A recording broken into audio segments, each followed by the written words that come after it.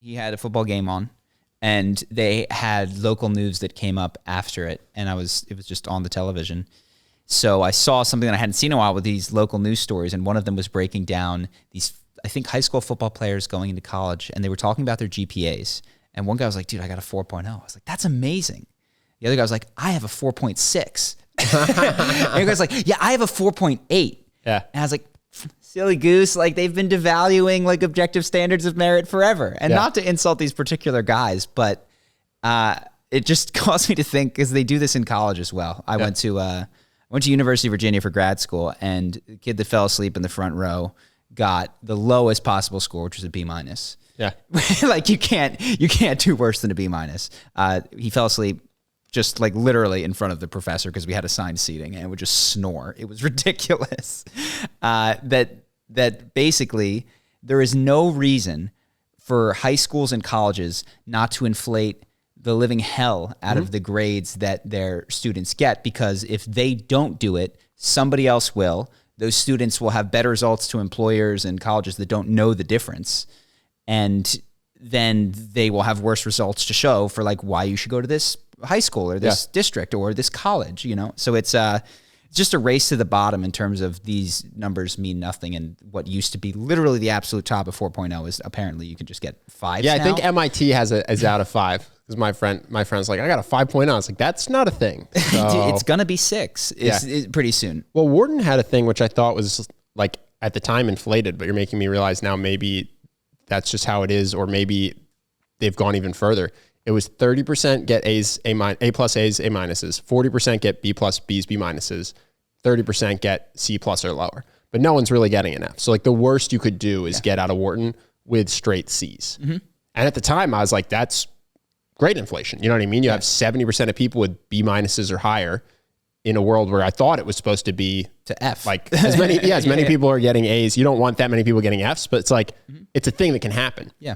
And now you're making me wonder if because coming from our high school, I felt like that was not the case, that I thought high school was harder than college. And so I wonder if all colleges are just like that. I think college actually started it before high school. That's what I wonder if just 70% of people get B minuses or better all across the top colleges. It makes more sense because college is more competitive. It's like most people don't choose their high school. But if you're going to college, you're making a choice. It was just totally possible to get D's at our high school. It was not hard. Falling asleep at the beginning of class was a D and an F. Yeah. Like that existed. I tried my hardest on an AP physics test and got a D. Like I don't know what to say. It was just totally doable. You know what I mean? I managed to pull it out with other tests and quizzes and shit, but like you had to try or you were gonna fail. Yeah. I also don't like the idea of grading on a curve for the upper limit as well. Like if what we're talking about is, did you master the material? You know what I mean? Like, do you know physics well? Can you get the right answer on this? Like, okay, there is some merit to saying we're going to put it on a curve and we're going to say who's the absolute best. But like, sorry, that's the Wharton School of Business that did this. The engineering school did not do this. Did not grade on any curves. I had a friend in engineering who I will stand by this.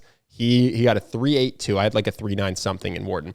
Hands down smarter than me. Mm-hmm. Every Wharton class he took, he got an absolute A, smashed it. And if I'd had to take his engineering classes, I would not have just coasted to an A. Yeah. But they were just on different curves. And then he applied to all the same jobs that the Wharton kids did, and he had a 3.82. And no one understood that was more impressive than, I don't remember mine, but like the 3.9 something that I had. And it sucked for him. And he's like, I went to the wrong school. I'm like, he wasn't a dick about it. He was like, I would have your resume if I just went to the Wharton school. I was like, you don't have to convince me. I know this. Yeah. And he ended up having a harder time getting a job and had to go to a, quote unquote, less prestigious company because of it, which is dumb. Literally just because the engineering school hadn't had that same grade inflation. And the same thing is occurring. I mean, there's ratemyprofessor.com, which even existed when we were in school, which is you can just find out who gives the A's, like who doesn't do the curve or who has an easier curve. I did that for sure with my electives. Mm-hmm. I mean, listen, I was super interested in the nursing class I took, but you also took Egyptology, right? That one was legit. Actually, you've reversed them. I took the nursing class because it was everybody got an A. I just actually thought Greek or I think Egyptian it's cool mythology too. is interesting. I think it's really cool. So I don't think it has any bearing on your ability to perform at the hedge fund that you went to, and should not have been factored into your 3.9. Oh anything. Yeah. You know what I mean? No, for sure. I was just, dude, in between accounting and statistics, I was trying to like keep my eyes open. So learning about Anubis was actually interesting. I'm all for liberal arts education. I just don't think that representing it in the number for a hedge fund is of any use. Oh no, if I had taken an extremely hard biochemistry class instead of Egyptology and gotten a worse grade because of it, it would have hurt my chances of getting a job. Yeah. So you just don't do that. And yeah, especially when they came out with a website that said how hard a course was. I mean, a lot of people took geology. Yeah. Let's put it that way. Yeah, well, I mean, everybody's got a 4.6 today, so you're not even close to the top. Dude, what was I thinking about the other day? I'm so happy that I don't have to have a resume. I was talking to somebody about updating their resume and like how to frame the bullshit you did so that it looks good. And I remember that. I remember being like, how do I frame landscaping? How do I frame cutting a lawn? You know what I mean? And then I had an internship because my parents knew a guy and I wanted to be a sports agent. I was at a sports agency. I didn't do anything. I made him a MySpace page. Yeah. It's a schmoozing job and it's a job that requires a lot of acquisition. Yeah. So it's like, listen, I'm not going to write a contract. I'm not a lawyer. You don't bring me into the schmoozing because I'm not 21. So I did nothing. And it's like, all right, I'm going to convince all these investment banks somehow that I did something of value when I really just fucked around for however long that internship was. Yeah. Yeah, I'm glad that phase is over where you have to convince someone you're worthy of an interview. It's so interesting because I think at that stage in your life, at least, I don't know if it's still the case, when we were going through, there was a lot of advice like, join these clubs, do this thing, it looks good on your resume. Yeah. And it's true in business. When you have to focus so much on marketing, it means you haven't put enough into the product. Like if everything you're going is how you talk about it and discuss it in the ad. But it also works is the weird part. If you don't play an instrument or a sport, I think it's pretty tough to get into an Ivy League school because everybody has the same high school GPAs. Well, let me be clear. Or have a fascinating life story, which is not really in your control up to the age 18. You know what I mean? Like, we talked about this. People write in, how do I write my college essay? It's like, it's tough. You've not done anything. My dad was in the Peace Corps. I was born in this random African country, traveled around the world, speak 3 languages. It's like,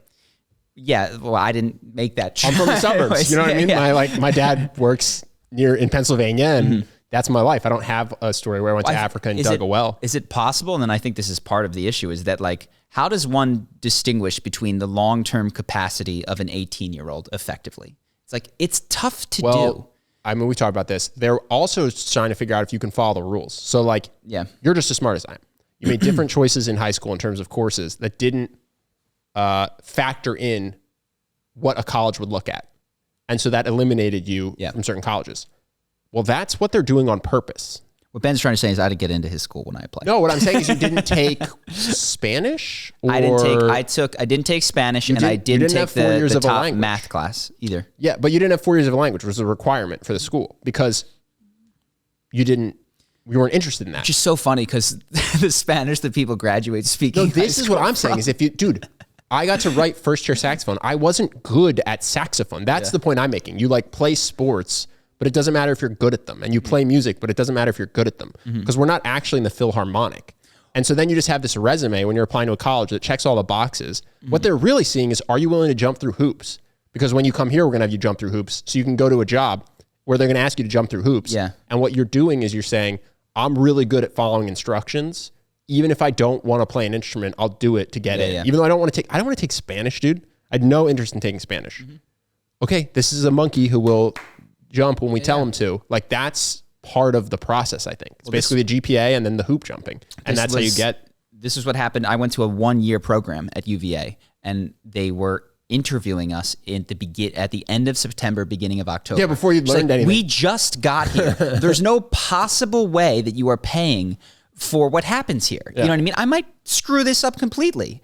Like, what you're paying for is the fact that one, hopefully they did some diligence and selected people, but really it's just like, I performed enough tricks to get this college to take me so that satisfies you that you can come here. And it's not the worst heuristic for them. You know what I mean? Like going to some of the top schools, if you're McKinsey or Bain and BCG, and just saying we are only going to hire out of here because we don't really know what makes a good person, but it helps if they just follow instruction well and have a fairly high IQ, which seems to be somewhat necessary to getting the top grades. Yeah, it's also not a bad process because most people don't want employees that question everything. They actually want people who just do what they're told excellently. Except Elon Musk, who you don't have to go to college. Correct. You don't have to do any of this. We're looking for people that built rockets in high school, and I don't care if you failed out of science class.